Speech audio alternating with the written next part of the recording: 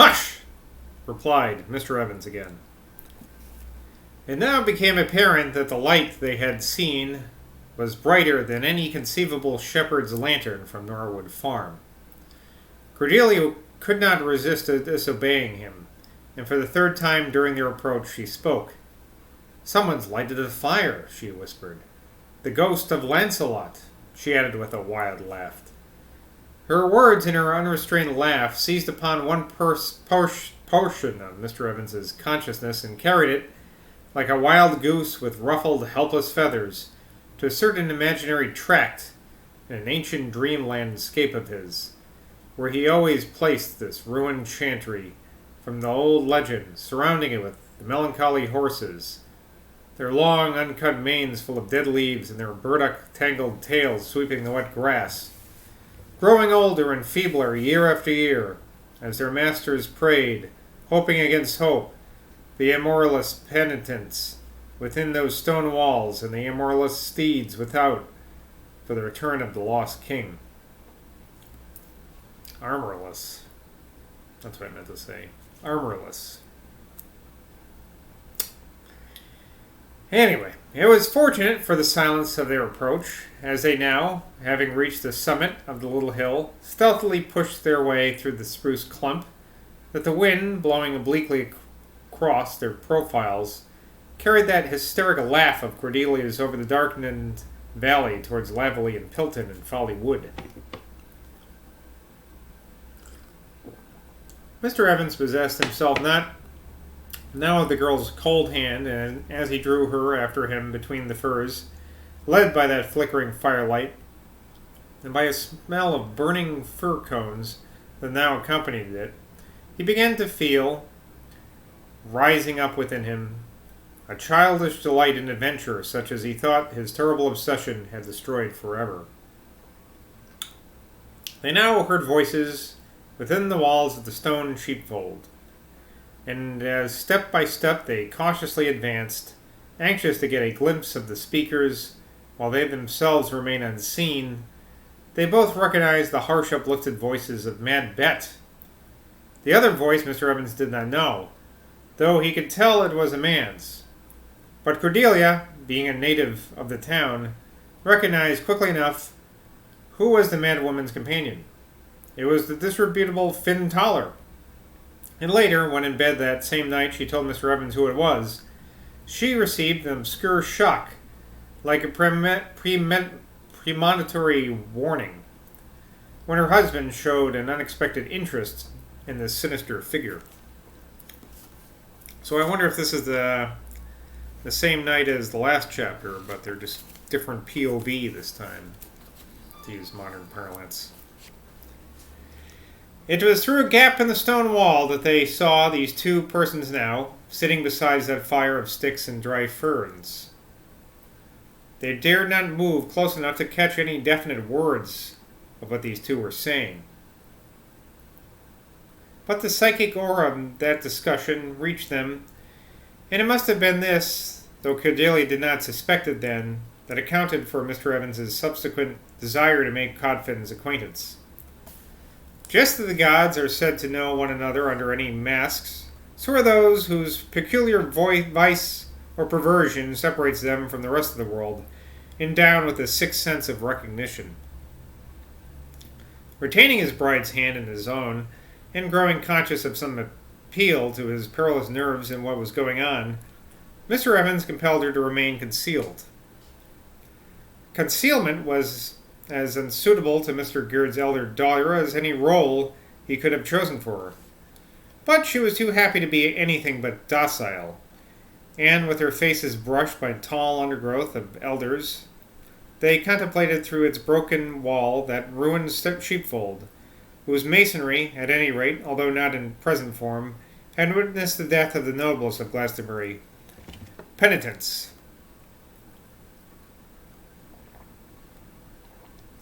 The dialogue of which they caught only the psychic vibrations, for the two were speaking in low voices, was as follows. If so be as these can do it to she, maybe thee could do it to he.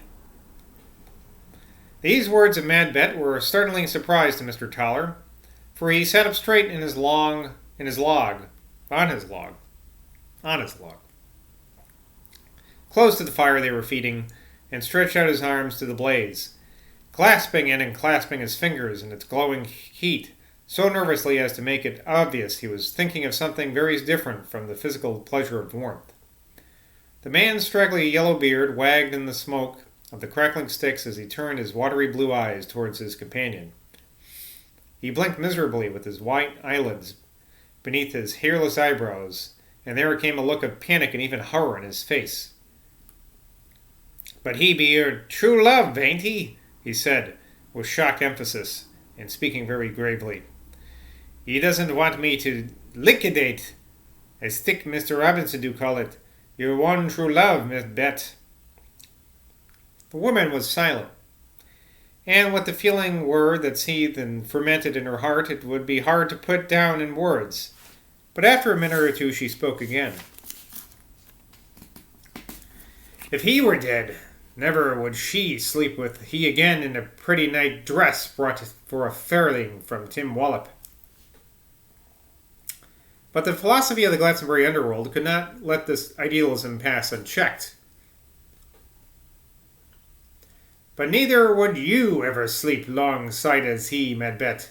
He would be lying in churchyard mould, and ye would be yellering in top room of old John Chittick's." There was a long pause at this point, during which Finn Toller pensively stirred the fiery embers with one hand while he flung upon their exposed red heart a handful of dry wood with the other. "Listen, Finn Toller." The smooth and freckled face of the workhouse waif composed itself to receive a painful shock of some kind. Never did Mad Bet open her lips, but she caused her devotee some kind of nervous agitation. But so far from decreasing her servitude, this constant state of psychic fear in which she kept him accentuated his devotion. Fear of her kept him in the perpetual ferment of nervous idolatry. "Listen, Fintaller, and answer me carefully, for I want to have the truth of this from thee. Will thick iron bars, what you know of, make my young man feel afore he dies?" "I don't want him to feel. I'd be feeling it me oneself if he had any anguish.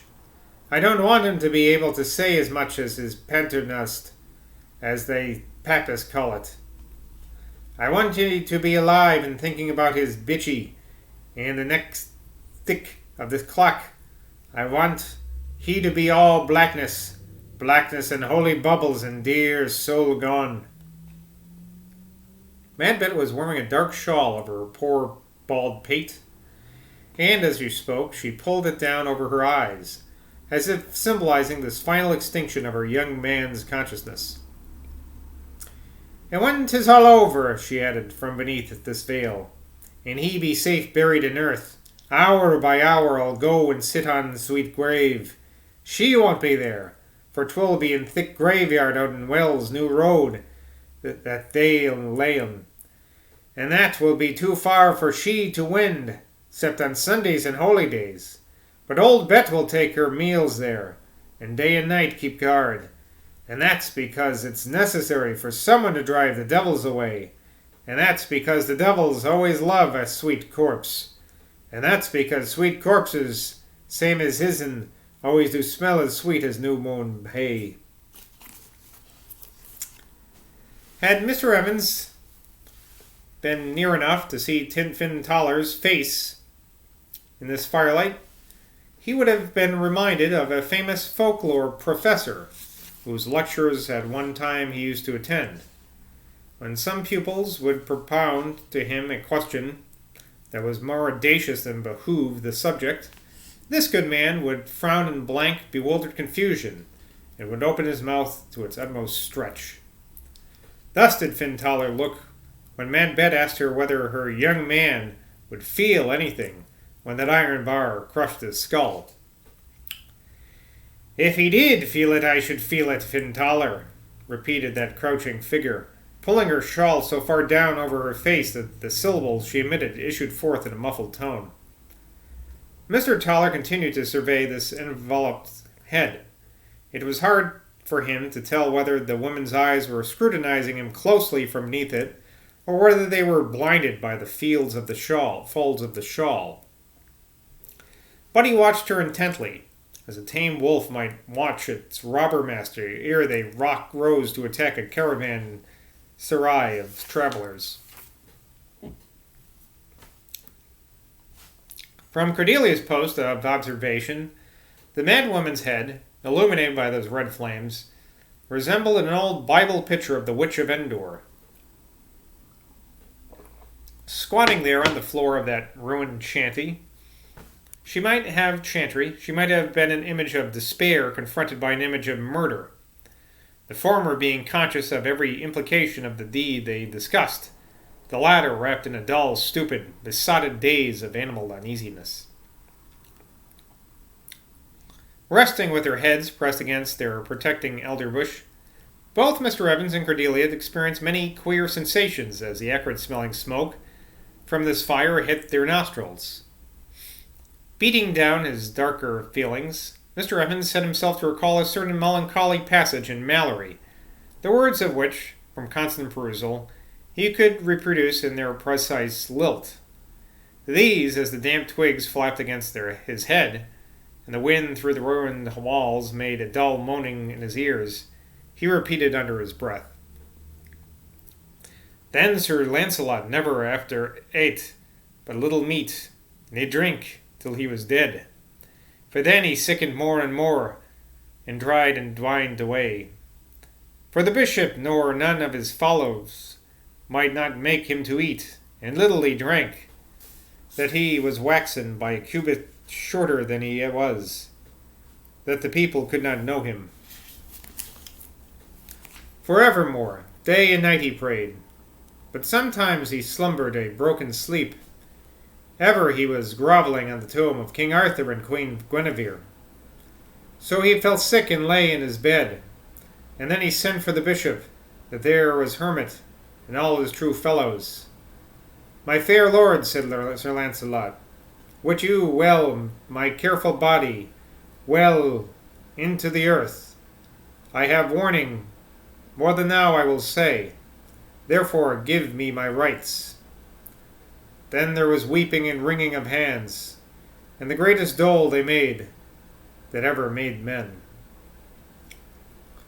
But all the while he was repeating these rhythmical words with one portion of his mind, and in this task using all the power of his memory, there fitted through the unrecorded portion of his consciousness a vague awareness of something going on over that fire that stirred up his suppressed vice.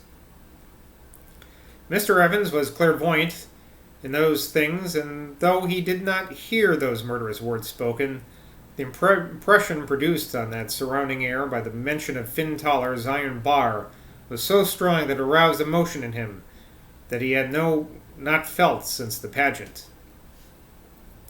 And while Mr. Evans was struggling to drive back his devil by recalling the death of Lancelot, his bride's attention was hypnotized by the extraordinary figure of Mad Bet, and she kept saying to herself, if it wasn't for Owen having come, I'd have soon gone mad just like her.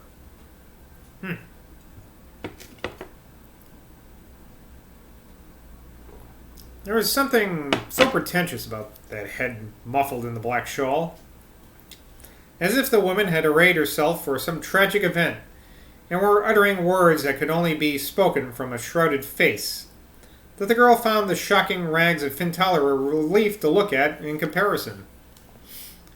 But what were they talking about? These two queer ones had not met in that ruined place for the mere pleasure of meeting, not from their murmuring voices, not from their dramatic gestures, but from a vibration in the whole atmosphere around them did Cordelia, as well as Mr. Evans, catch, without witting what it was, the revolting smell of a crime against human life. But now came an interruption. A great fluffy barn door owl, a galvanized bundle of soft feathers and precipitate alarm, roused by the heat of the fire, suddenly flung itself out of its day-long retreat in one of those old walls, and whirled off with a scream over the elder bush, where the two onlookers were hidden. Catching sight of them there, it flew sideways with a sound so unusual that it caused Mad Bet to snatch the shawl from her head. Hurriedly, Mr. Evans pulled Cordelia back, and following an instinct, the childish of which was natural to both of them, they retreated in a wild rush through the spruces and at a still faster pace down the slope of the hill. And that's a reading from the book of Glastonbury Romance for today. Until next time, cheers.